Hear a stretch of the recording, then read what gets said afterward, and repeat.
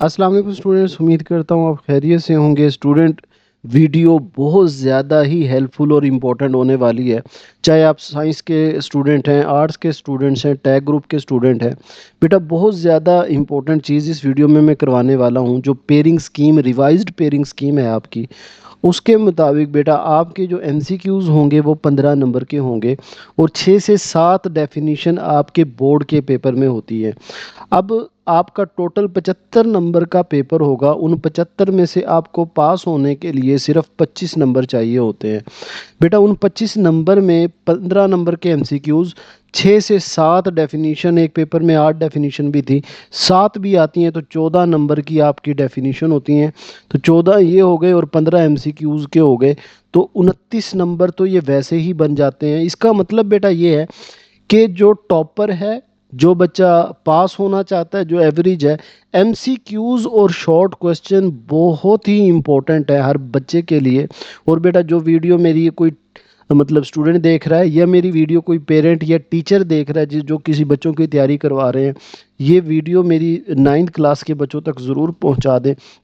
क्योंकि इस वीडियो में मैंने क्या किया है कि चैप्टर वाइज, अब इस वीडियो में आज हम चैप्टर नंबर 1 में जो जो डेफिनेशन आएंगी, वो 10 से 11 डेफिनेशन है टोटल स्मार्ट सिलेबस के मुताबिक, और जो एमसीक्यूज होंगे वो हम करने वाले हैं इस वीडियो में बेटा। और ये वीडियो की सीरीज़ होगी जिसमें हर चैप्टर वाइज डेफिनेशन और एमसीक्यूज होंगी। बेटा जो ऐसे बच्चे मतलब होते ही हैं, हमें पता है, हमारी क्लास में भी हैं, जो पास होना चाहते हैं, तो ये सीरीज़ ज़रूर करें बेटा। क्योंकि ये डेफिनेशन और एमसीक्यूज ऐसी चीज़ है जो आपको कम से कम पास वाले खाने में ले आएगी, और बहुत ही आसान अंदाज में मैंने समझाया। दूसरा, जो टॉपर हैं उनके लिए भी इम्पोर्टेंट है, क्योंकि क्लास में आपको पता ही है मैथ के ना एमसीक्यूज को डिस्कस किया जाता है, ना डेफिनेशन को डिस्कस किया जाता है। और अक्सर बच्चे, जो टॉपर बच्चे मैंने देखे हैं, उनके मार्क्स शॉर्ट में कटते नहीं कटते, लॉन्ग में नहीं कटते, उनके एमसीक्यूज में कट जाते हैं। वजह क्या होती है उसको डिस्कस ही नहीं करते क्लास में। तो बेटा ये सीरीज होगी पूरी बुक के चैप्टर वाइज, एमसीक्यूज और डेफिनेशन। तो ये आसान अंदाज में, और थोड़ी थोड़ी डेफिनेशन है, कोई बहुत ज़्यादा नहीं है, तो आसान अंदाज में हम करवाएंगे। आज हम चैप्टर 1 की करेंगे। ये तो वीडियो थोड़ी सी मैंने बात लंबी कर दी ताकि आपको इसकी इंपॉर्टेंस का अंदाज़ा हो जाए। तो ये वीडियो बेटा इसकी एक प्ले लिस्ट में अलग से बनाने लगाऊं, 9th class math definitions and MCQs की। तो किसी की कोई वीडियो मिस हो जाए तो ये ज़रूर आपने करनी है, ठीक है। तो जो जो मैं करवाऊँ वही आपने करना है बेटा। टाइम वेस्ट किए बिना हम शुरू करते हैं। उसमें सबसे पहले देखें जो पहली पहली डेफिनेशन है। क्योंकि चैप्टर का नेम हमारे पास रियल नंबर है, तो डेफिनेशन भी हमारे पास क्या होगी, सबसे पहले रियल नंबर क्या होता है। अब रियल नंबर को समझें। आपके पास ना जितना भी नंबर होता है, रैशनल हो इरेशनल हो, वो सब नंबर क्या होते हैं, रियल नंबर होते हैं। अगर हम इसके लिए एक वर्ड यूज कर लें ना, यूनियन, यूनियन का मतलब है इकट्ठा कर दो। किसको, रैशनल को और इरेशनल नंबर को। क्योंकि रैशनल में और इरेशनल दोनों को जब हम मिला दें तो तकरीबन सिर्फ कॉम्प्लेक्स नंबर को छोड़ के ऐसा नंबर जो कि अंडर रूट के अंदर माइनस के साइन के साथ आ जाए, मिसाल के तौर पर -1 हो, तो ऐसा नंबर छोड़कर हर नंबर हमारे पास क्या होता है, रियल नंबर होता है। तो ये फिर एक अलग कैटेगरी है, इसको हम बाद में कभी देखेंगे। आपकी मैथ में इस वक्त इस साल नहीं है ये, तो इसको कम्प्लेक्स नंबर बोलते हैं। तो रैशनल और इरेशनल को अगर यूनियन कर दें तो वो हमारे पास क्या कहलाता है, रियल नंबर कहलाता है। वो कुछ भी हो सकता है, आप कोई भी मिसाल दे सकते हो नंबर, हमने कुछ एग्जांपल दी हैं। और रियल नंबर को हम कैपिटल आर से रिप्रेजेंट करते हैं। अगला क्वेश्चन आपका बन सकता है, the difference between rational and irrational number. ये बात समझने वाली है।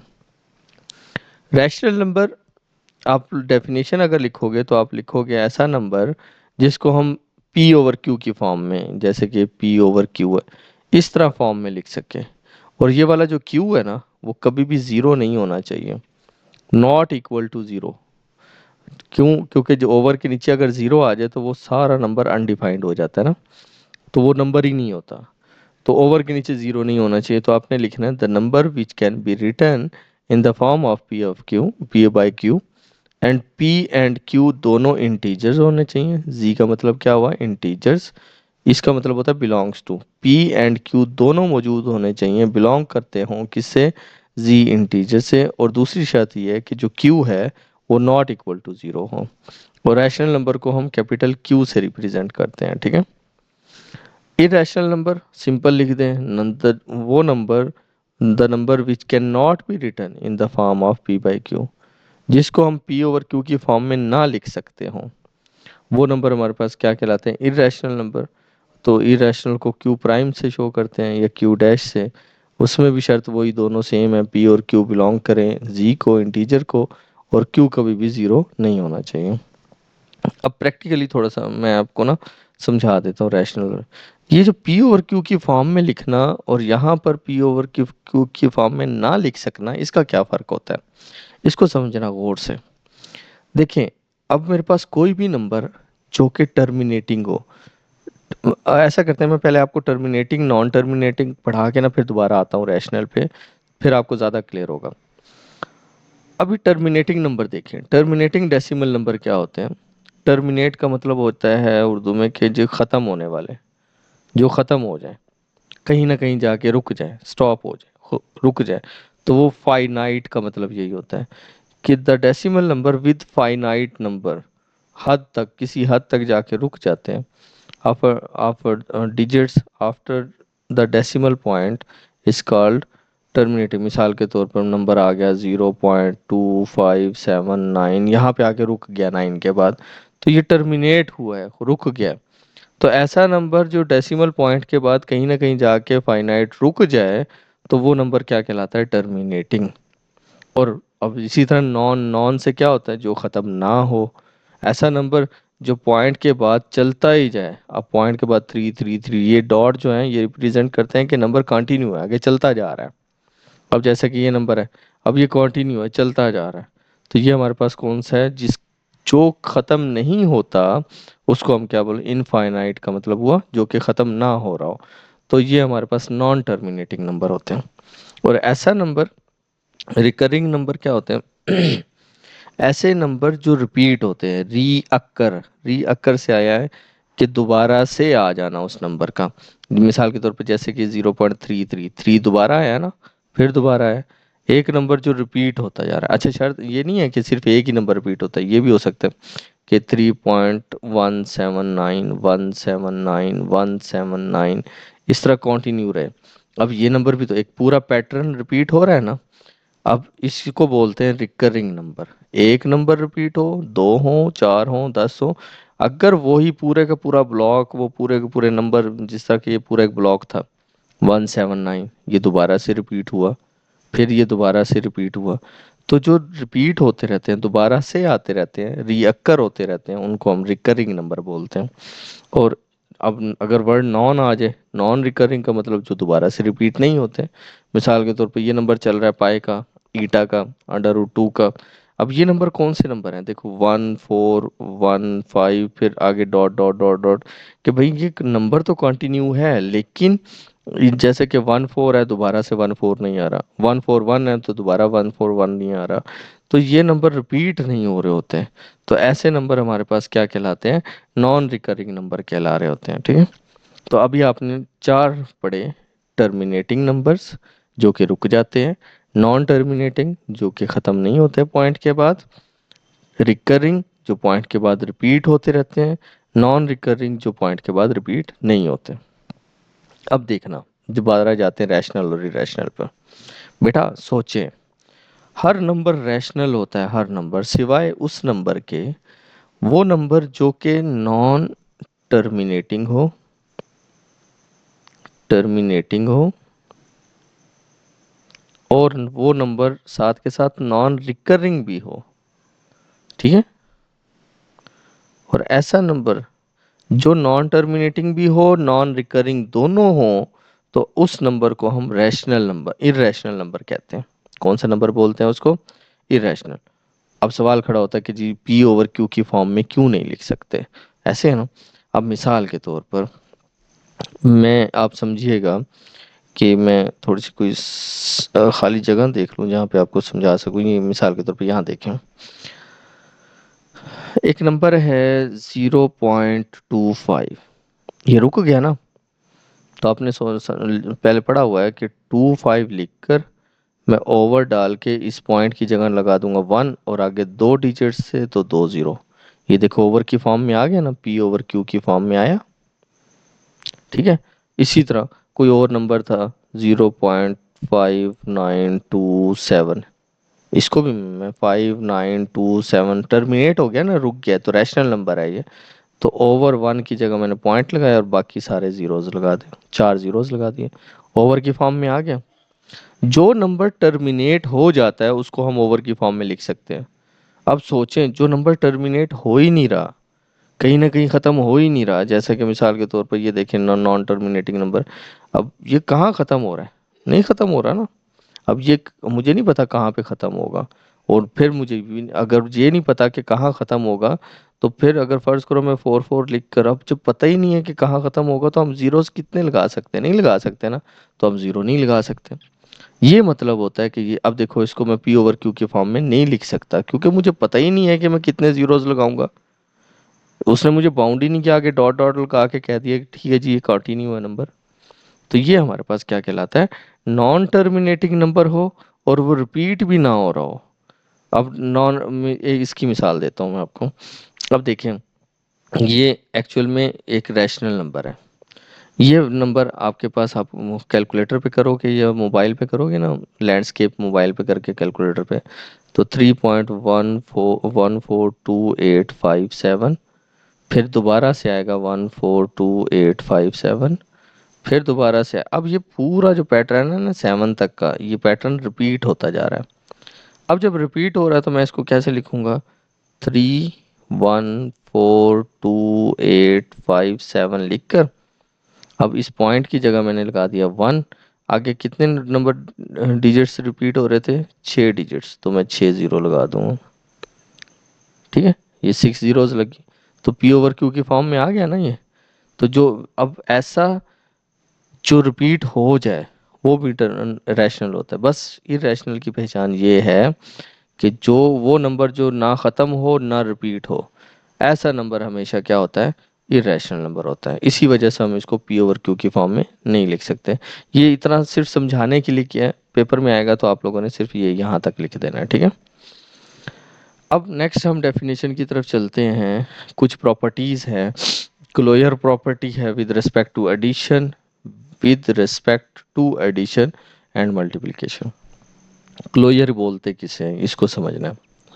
बेटा, अगर कोई दो नंबर हो ना, और वो रियल नंबर हो, मतलब ए और बी है, बिलोंग करें रियल नंबर से, है ना, ये बिलोंग कर रहे हैं रियल नंबर को, तो उन दो नंबर्स को अगर ऐड करोगे ना, तो उनका जो आंसर आएगा ना वो भी रियल नंबर में होना चाहिए। देखिए, 2 is a real number, 3 and also is a real number. 2 और 3, 2 एंड 3 को प्लस कर दें तो आंसर क्या आता है? 5। 5 भी तो रियल नंबर है ना।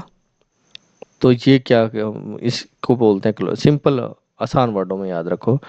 अ, अगर दो नंबर्स को ऐड करें, अगर वो दो नंबर रियल हों और ऐड करने के बाद उनका आंसर भी रियल आ जाए, तो वो क्लोजर प्रॉपर्टी ओबे करता है। सेम इसी तरह मल्टीप्लिकेशन में दो नंबर थे, रियल नंबर थे, इनका आंसर भी क्या आया? रियल नंबर आया ना, तो ये क्लोजर प्रॉपर्टी ओबे करता है। Commutative property with respect to addition and multiplication. Commutative में सिंपल सा हाल याद रखो, अगर ए प्लस बी करें या बी प्लस ए करें तो आंसर इक्वल आता है। फर्ज करो ए की वैल्यू है 2, बी की वैल्यू है 5, 2 को पहले रख दो, बी को बाद में, 5 को बाद में, या 5 को पहले रख दो, 2 को बाद में रख दो, दोनों को ऐड करोगे आंसर सेम ही रहेगा। इसी तरह मल्टीप्लिकेशन में 2 को पहले, 3 को बाद में मल्टीप्लाई करो, या 3 को पहले रख के 2 से मल्टीप्लाई करो, तो आंसर क्या रहेगा? सेम रहेगा। ये कम्यूटेटिव प्रॉपर्टी है। A plus B equal to B plus A. Associative बड़ा आसान सा है, ये देखो, आप ऐसा करो, ए प्लस के लिहाज से अगर बात करें ना, तो आप ए प्लस बी प्लस सी करके इक्वल डाल दो ए प्लस बी प्लस सी। ऐसा करो, इन दो को पहले ब्रैकेट में डाल दो, इन लास्ट वालों को पहले ब्रैकेट में डाल दो, या इस साइड पे इन पहले दो को ब्रैकेट में डाल दो। अब ये सॉल्व होकर ब्रैकेट फिर तीसरे के साथ एसोसिएट होगी। वन इस साइड पे देखो तो ये दो सॉल्व होके फिर तीसरे के साथ एसोसिएट होगी, तो इसको बोलते हैं एसोसिएटिव प्रॉपर्टी। सिंपल है ना। पहले आपने 3 लिखकर पहले दो को ब्रैकेट में डाल दो, दूसरी साइड पे आखिरी दो को ब्रैकेट में डाल दो, जैसे इसने किया हुआ है। बी सी को ब्रैकेट में डाला, यहाँ पर ए बी को फिर डाल दिया। तो अब मिसाल के तौर पर नंबर डाल देते हैं, 2 3 5 है, पहले मैं ब्रैकेट सॉल्व करूंगा ना, 3 और 5 8 हो जाएगा, +2 करूंगा, या पहले मैं 2 3 को ऐड करके फिर +5 करूंगा, तो आंसर ही तो 10 ही रहेंगे ना। सेम यही मल्टीप्लिकेशन का केस है। ठीक है। अब बड़ा इंपॉर्टेंट है एक आइडेंटिटी, वर्ड समझिएगा। Define additive identity. आइडेंटिटी का मतलब क्या होता है? आइडेंटिटी आप लोगों ने उर्दू में मतलब समझते होंगे, पहचान को बोलते हैं। बेटा एक नंबर है 5, मैं सोचे मैं इसमें क्या ऐड करूं कि मेरा आंसर ना 5 ही रहना चाहिए, 5 ना अपनी आइडेंटिटी ना ख़त्म करे, और मुझे उसमें कुछ ऐड भी करना है। तो ऑब्वियसली मैं क्या ऐड करूंगा? ज़ीरो। ज़ीरो अगर मैं 5 में ऐड करता हूँ तो 5 अपनी पहचान नहीं खो रहा, 5 5 ही है। कोई भी नंबर उठा लो, ठीक है। तो जीरो को हम एडिटिव अब कहते हैं ना, unique real number zero is called additive identity, क्योंकि जीरो एडिटिव का वर्ड यूज इसलिए यूज कर रहे हैं क्योंकि हमने चीज ऐड करनी है। मैं कुछ ऐड भी करूं लेकिन मेरे नंबर को कोई फर्क नहीं पड़ना चाहिए, तो वो जीरो ही है। तो जीरो को हम एडिटिव आइडेंटिटी बोलते हैं। लेकिन साथ ही मल्टीप्लिकेटिव आइडेंटिटी है। अब मल्टीप्लाई, मल्टीप्लिकेटिव से क्या समझ में आ रहा है? 5 के साथ क्या मल्टीप्लाई करूं कि आंसर मेरा 5 ही रहना चाहिए? तो ऑब्वियसली वर्ग मल्टीप्लाई में क्या आएगा? 1। तो 5 मल्टीप्लाई बाय 1 क्या हुआ? 1। तो 1 इज द मल्टीप्लिकेटिव आइडेंटिटी। 1 की वजह से 5 अपनी पहचान नहीं खत्म कर रहा, तो 1 is the multiplicative identity. Done बेटा। ट्राइकोटोमी, ट्राई बोलते हैं तीन को ना। तीन तरफ से, तीन तरह से अगर हम चीज़ों को चेक कर सकते हैं, तीन किस्म के हमारे पास ऑप्शन होते हैं। अगर दो वैल्यूज़ हैं ना, कोई दो वैल्यूज़ हैं, एक पॉसिबिलिटी है कि वो दो वैल्यूज़ इक्वल हो जाए। फर्ज करो आपने माइंड में कोई दो नंबर सोचे, तो उसकी पॉसिबिलिटी क्या हो सकती है? आपने दोनों नंबर सेम सोच लिए हो, ये भी तो हो सकता है ना। या ऐसा हो आपने दो नंबर सोचे हैं जिनमें एक बड़ा है, पहले वाला जो सोचा था वो बड़ा है और दूसरे वाला जो सोचा था वो छोटा है। या ऐसा हो सकता है कि आपने दो नंबर सोचे हैं, पहले वाला छोटा है दूसरे वाला बड़ा है। तो ये तीन ऑप्शन आ सकते हैं, या तो वो दोनों नंबर जो सोचे थे इक्वल है, या उसमें पहला बड़ा है दूसरा छोटा है, या उसमें पहला छोटा है और दूसरा क्या है? बड़ा है। तो ये हमारे पास क्या कहलाती है? इसको बोलते हैं हम ट्राइकोटोमी प्रॉपर्टी। इसमें ए बी जो उनसे हैं वो दोनों रियल नंबर होंगे। अब उसके बाद रेडिकल और रेडिकेंड आता है, इसको समझना। आपके पास ना ये जो अंडर रूट ए और यहाँ पर इंडेक्स है, मैं मिसाल भी दे देता हूँ। मिसाल के पर तौर पर 2 की पावर 5 है और यहाँ पर इंडेक्स लिखा हुआ है 3, छोटा सा इंडेक्स है, इसको इंडेक्स बोलते हैं, इसको इंडेक्स बोलते हैं। या मैंने लिख दिया कि जी 5 है और इसका इंडेक्स है जी 4। अब ध्यान से देखना, इस पूरी वैल्यू में देखना। आपके पास ये वाला जो साइन है ना, इसको हम रेडिकल कहते हैं। इस साइन को क्या बोलते हैं? रेडिकल। ये जो वैल्यू है ना, यहाँ पे ये जो 4 लिखी हुई है या ये जो 3 लिखी हुई है, इसको हम इंडेक्स कहते हैं। क्या बोलते हैं हम? इंडेक्स। और जो अंदर वैल्यू होती है ना, जो भी पावर में हो, पावर के बगैर हो, कुछ भी हो, जो इस साइन के नीचे है ना, उसको हम रेडिकेंड कहते हैं। सिंपल है ना, समझ आ गई? ये हमारे पास इंडेक्स, अंदर वाली वैल्यू लिखी हुई रेडिकेंड है, और ये बाहर जो साइन है ये वाला, इस साइन को हम रेडिकल कहते हैं। बात क्लियर हो गई ना? तो अब एक और बात आ गई, सर्ड। अब सर्ड एक्चुअल में क्या होता है? Irrational number with rational radicand. एक इरेशनल नंबर डालें, ये देखो अंडर रूट में इरेशनल नंबर हमारे पास कौन है जी? ये हमारे पास 7। अगर इसको मैं कैलकुलेट करूंगा ना कैलकुलेटर पर, तो ये मेरे पास इरेशनल नंबर आता है। प्राइम नंबर जितने भी आते हैं ना इसमें, वो इरेशनल होते हैं। 2 डाल दिया, 3 डाल दिया, 5 डाल दिया, ये प्राइम नंबर है ना सारे, तो ये सारे इरेशनल है। अगर ये रेडिकल साइन में आ जाते हैं ना, रेडिकेंड बनते हैं, तो उसको फिर हम क्या बोलते हैं? सर्ड बोलते हैं। अब दो किस्म के सर्ड होते हैं, शॉर्ट क्वेश्चन है, इंपॉर्टेंट है। डिफरेंस बिटवीन मोनोमियल एंड बाइनोम, यार क्या था ये? है मोनोमियल एंड बाइनोमियल सर्ड।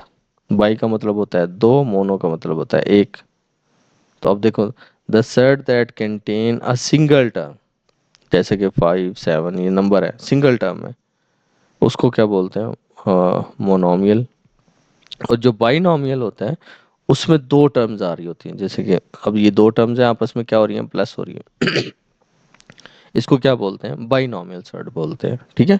तो ये बेटा आपके इस चैप्टर की जो डेफिनेशन है मोस्ट इम्पॉर्टेंट वो है। तो ये डेफिनेशन इंतहाई आसान आसान सी हैं, एक दफ़ा पढ़ोगे इंशाल्लाह आपको याद हो जाएंगी। और साथ ही इसके कुछ हम एमसीक्यूज करते हैं इस चैप्टर के। अभी आपने सारी थ्योरी पढ़ी है ना, तो साथ के साथ अब आपने एमसीक्यूज मुझे बताने हैं, ठीक है। तो पहला एमसीक्यूज देखिएगा। आपके पास जी 4 ऑप्शन है। स- अब ये जो अंडर रूट 7 है इज, अब बताना है आपने क्या ये इंटीजर है, रैशनल है, इरेशनल है। मैंने कहा था अंडर रूट के अंदर अगर प्राइम नंबर आ जाएगा ना तो वो हमारे पास क्या होगा, इरेशनल। क्योंकि ये नॉन टर्मिनेटिंग है, कभी ख़त्म नहीं होता, और ये नॉन रिकरिंग है, ये रिपीट भी नहीं होता। तो ठीक है। अगला देखें, पाई, पाई और एंड ईटा, ये दोनों हमारे पास इरेशनल नंबर है, ठीक है। अब if n is not a perfect square, भाई जी n ना परफेक्ट स्क्वायर नहीं है। मिसाल के तौर पर 7 है, मिसाल के तौर पर आपके पास 8 है। 9 तो परफेक्ट स्क्वायर होता है ना, तो ये नहीं डाल सकते। 9 एक्चुअल में 3 का स्क्वायर होता है, परफेक्ट स्क्वायर है, ये नहीं डाल सकते। इस तरह का है जी n, तो ये हमारे पास क्या कहलाएगा, ये इरेशनल नंबर कहलाएगा। अब ये देखिए, बताएं, आपने बताना है मुझे कि ये under root 3 plus under root 2 आ रहा है, प्लस हो रहे हैं, तो ये हमारे पास कौन सा नंबर है, दोनों अंडर रूट में प्राइम नंबर आ रहे हैं, तो इरेशनल नंबर होंगे, ठीक है।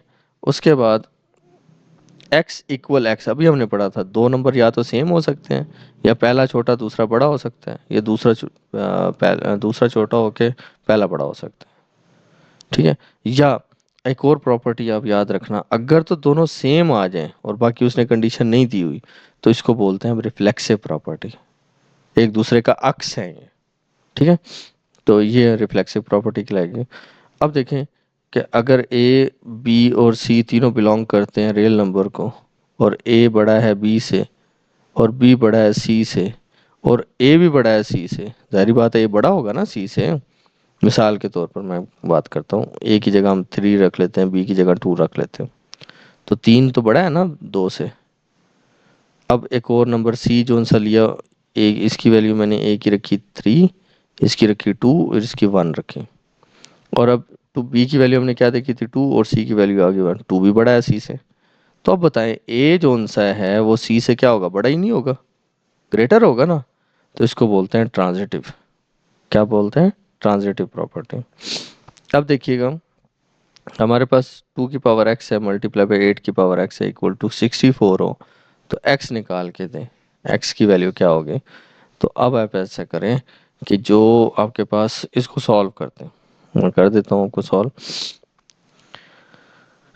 यहाँ पर 2 की पावर x है मल्टीप्लाई बाय 8 क्या होता है, 2 की पावर 3 होती है, और साथ x आ गया इक्वल टू क्या था 64। अब बेसिस सेम है ना, मल्टीप्लाई हो रहे हैं, तो आप 2 एक दफ़ा लिखो और ये पावर ऐड कर दो, 3x plus x equal to क्या हो गया 64। अब 2 की पावर 3x और x कितना हो गया 4x इक्वल टू क्या हुआ 64। अब पहले देखें 64 होता क्या है, ये 64 होता है 2 की पावर 6, 2 की पावर क्या होगी 6। जब बेसिस सेम हो ना तो पावर्स भी आपस में इक्वल होती हैं, तो 4x इक्वल टू होगा 6 के, x इक्वल टू 6 के नीचे 4 आके डिवाइड हो जाएगा। अब कटिंग कर लो, 2 2 ज़ार 4 होता है, 2 3 ज़ार 6, तो आंसर क्या आ गया हमारे पास 3/2। तो इसका आंसर क्या होगा 3/2।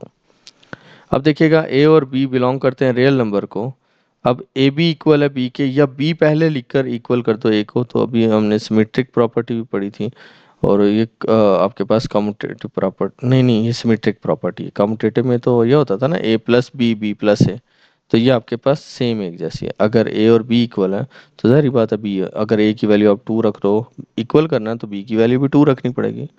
तो यहाँ पे भी 2 = 2, तो ये होती है सिमेट्रिक प्रॉपर्टी। अब एक और क्वेश्चन है आप लोगों का सॉल्व करने वाला है। अंडर रूट में 75 प्लस अंडर रूट 27, और ये किसके इक्वल आता है।